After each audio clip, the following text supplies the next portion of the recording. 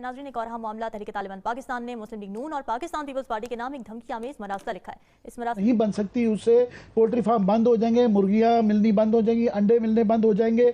नमस्कार दोस्तों, आपका बहुत बहुत स्वागत है अपने न्यू अपडेट्स चैनल में। दोस्तों, रिसेंटली पाकिस्तान के फॉरेन मिनिस्टर बिलावल भुट्टो ने टीटीपी पर बयान देकर कहा था कि पाकिस्तानी फौज टीटीपी पर कार्रवाई करेगी और सेम स्टेटमेंट पाकिस्तान के इंटीरियर मिनिस्टर की तरफ से भी दिया गया था, जिसके रिप्लाई में टीटीपी ने पाकिस्तान की दो मेजर और लीडिंग पार्टी यानी कि पीपीपी यानी कि बिलावल भुट्टो की पार्टी और पीएमएलएन यानी कि शहबाज शरीफ की पार्टी को चेतावनी दी और कहा पाकिस्तानी फौज के गुलाम मत बनो, नहीं तो गंभीर परिणाम भुगतने होंगे।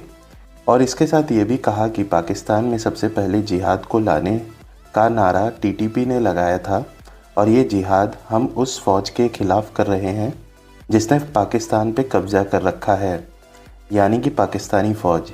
इसी के साथ बिलावल भुट्टो को स्पेशल धमकी दी और कहा, जादी जवान चलाई तो जो हाल तुम्हारी माँ के साथ किया था, यानी कि पाकिस्तान के फॉर्मर प्राइम मिनिस्टर बेनीजर भुट्टो को मारा था, वैसे ही कुछ तुम्हारे साथ भी होगा। और अमेरिका के लाडले बनने की ज़रूरत नहीं है, अभी तुम बच्चे हो और तुमने अभी तक स्टेट वॉर को देखा नहीं है, इसलिए ऐसे डिसीजन मेकिंग से पीछे रहो। टीटीपी का खुलेआम ऐसी स्टेटमेंट देने का मतलब यही है कि टीटीपी ने बड़े लोगों को टारगेट करने का प्लान किया है और दूसरी तरफ पाकिस्तान को मुर्गियों के रेट बढ़ने और आईएमएफ की शर्त मान लेते ही पाकिस्तान में डॉलर का रेट 350 तक पहुंच जाएगा। तो दोस्तों, वीडियो शुरू करते हैं। जय हिंद, जय भारत। तालिबान पाकिस्तान ने मुस्लिम लीग नून और पाकिस्तान पीपल्स पार्टी के नाम एक धमकी आमेज मरासला लिखा है, जिसमें कहा गया है कि अगर ये दोनों जमातें टीटीपी के खिलाफ अपने मौक़िफ़ पर कायम रहीं और फौज की गुलामी का नशा उनके दिमाग से ना निकला तो फिर उनके सरकर्दा लोगों के खिलाफ कार्रवाई की जाएगी। हिलाली साहब, ये धमकी क्या इशारा दे रही है? ये कुछ नहीं है जी, ये तो हैं हमारे दुश्मन, ये मुल्क के दुश्मन है। ये बताना चाहते हैं कि ये सिर्फ फौज के दुश्मन हैं और मुल्क के दुश्मन नहीं है, पार्टीज के दुश्मन नहीं है, सिर्फ फौज के दुश्मन है। वो एक वेज डालना चाहते हैं हमारे और हमारे फौज के दरमियान, और ये कभी नहीं होगा और कोई भी नहीं करेगा। जो करता है वो उतना ही गद्दार है जितना वो हैं। तो मेरे ख्याल में, आई एम सॉरी, ये कोई नई चीज नहीं है और एक प्रोपेगेंडा प्लॉय है। अच्छा। और हमें इन दैट सेंस एक्सेप्ट करना एज अ प्लॉय और रिजेक्ट करना as a course of action. डरना नहीं है, वो बिल्कुल सही कहा था। ठीक है। अच्छा उरी साहब, क्या इस धमकी को नेशनल सिक्योरिटी कमेटी के 2 रोज कबल किए गए फैसलों का रद्द-ए-अमल करार दिया जा सकता है? नहीं, उन्होंने इसका रद्द-ए-अमल दिया है बिलावल की तकरीर का, अमेरिका से वापसी का। उसके बकायदा रेफरेंस भी दिया है कि उसने अमेरिका को अपनी मां कहा है और ये कहा। लेकिन ये देखिए, बात सारी ये है कि रिटॉरिक्स हैं, लेकिन इस रिटॉरिक के साथ साथ हमारा पूरे का पूरा ये जो केपी का इलाका और अब तो कल खानवाल में जो इंसिडेंट हो गया हुआ है वो बहुत खौफनाक है और इसको हमको बाकायदा इसके बारे में सीरियसली सोचना चाहिए। देखें, जब तक आप सीरियसली नहीं सोचेंगे आप आगे नहीं बढ़ सकेंगे। बलूचिस्तान में और केपीके में के अंदर it's not only a TTP, it's BLA, ये सारे के सारे आपस में जॉइन हैंड कर चुके हुए और आपकी दोनों का जो बॉर्डर है वो ईरान और अफगानिस्तान के साथ मिलता है और ये पोरस बॉर्डर है। ईरान का बॉर्डर भी बहुत पोरस है, हेलमंद से आप नीचे चले जाएं और वो नीचे तक जहाँ ये क्या नाम है इसका, अपना ग्रावक और तुम का इलाका, ईरान का बॉर्डर भी और ये भी, और ये सारे का सारा रेगिस्तान और पहाड़ का ऐसा मेरा जुला बॉर्डर है। इसके ऊपर बहुत सीरियस थिंकिंग की ज़रूरत है और सीरियस थिंकिंग की इसलिए एक्शन की भी ज़रूरत है और उसके साथ साथ सीरियस थिंकिंग की भी ज़रूरत है कि कैसे इसको देखिए, खानेवाल, बन्नू, ये सेटल्ड एरिया था जहाँ सब कुछ हो रहा है, तो सेटल्ड एरिया में क्यों हो रहा है, कैसे हो रहा है, कैसे वहाँ तक पहुँच कैसे गए?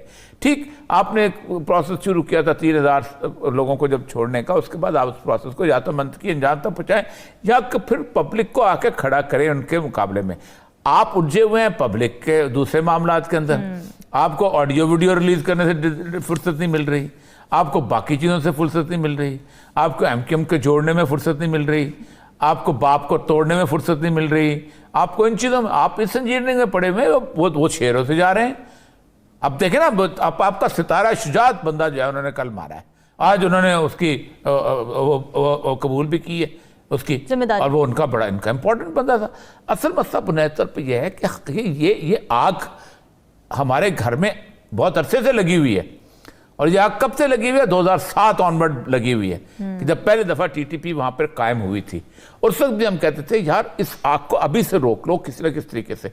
पहले औरंगजेब साहब ने रोकने की कोशिश भी की, उन्होंने वो जो लड़का आदमी था, वो पहला जो था जिसको उन्होंने ड्रोन हमले से मार दिया था, उसके साथ बाकायदा मुआहदा किया, मुआहदा करके ख़त्म। फिर अमेरिकन थे, उन्हें ड्रोन हमले से मार दिया। चलो उस वक्त तो अमेरिकन थे, वो हरकतें करते रहते थे, गंद करते रहते थे, बीच में इन्वॉल्व होते रहते थे, किसी को उठाते थे, किसी को नहीं उठाते थे, ये पकड़ के ले जाते, अमेरिकन ले जाते थे, ये हमारा एसेट है।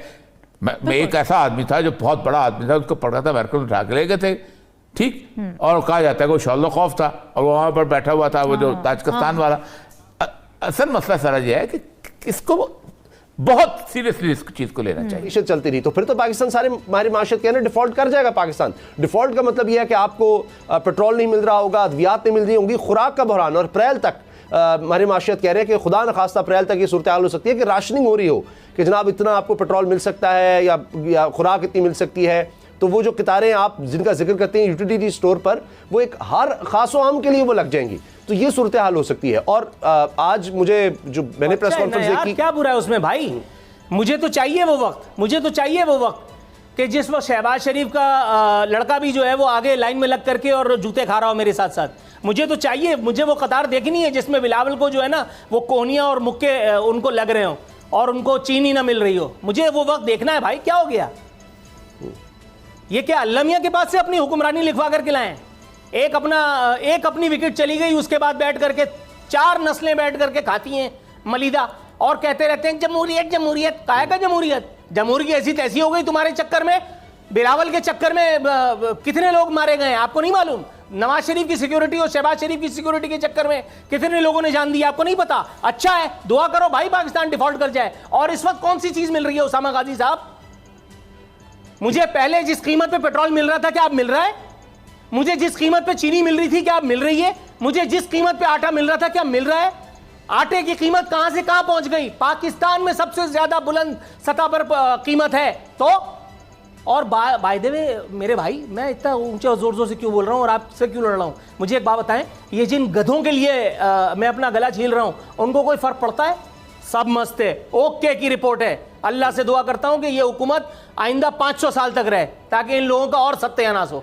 लेकिन दिखा सकें आज का डॉन अखबार का बिजनेस पेज जो होता है, ये बड़ा फोकस्ड उनका इसके ऊपर बिजनेस पे वो होता है, इसके ऊपर कोई अच्छी खबर नहीं है। पता नहीं कि ये क्या होगा। सुना देती हूँ ना मैं आपको बुरी खबर। हम कह के थक गए। सोयाबीन के जो जहाज हैं वो 2 माह से क्लियरेंस के मुंतजर हैं, खड़े खड़े जुर्माना हो रहा है। जी, सोयाबीन की तो अर्जेंसी है कि हम यहाँ पे कई प्रोग्रामों में कह चुके हैं कि वो पोल्ट्री की फील्ड जो है उसके बगैर नहीं बन सकती। उससे पोल्ट्री फार्म बंद हो जाएंगे, मुर्गियाँ मिलनी बंद हो जाएंगी, अंडे मिलने बंद हो जाएंगे। उन बेचारों के जहाज वहाँ पे खड़े हुए हैं और वो जो है रोज़ का उनको डैमेज पड़ रहा है, जुर्माना पड़ रहा है। मगर यहाँ पे गवर्नमेंट है वो परवाह ही नहीं कर रही है। चीमा साहब को है ना, चीमा साहब जो है ना, उन्होंने आज फिर ये कह दिया कि जी उसके अंदर जहर आलूदा है। चीमा साहब को ये नहीं पता कि वो पता नहीं किसके इशारे पे चल रहे हैं। हालांकि अल्हम्दुलिल्लाह हमजा साहब जो है उनकी अपनी कुकड़ियाँ हैं।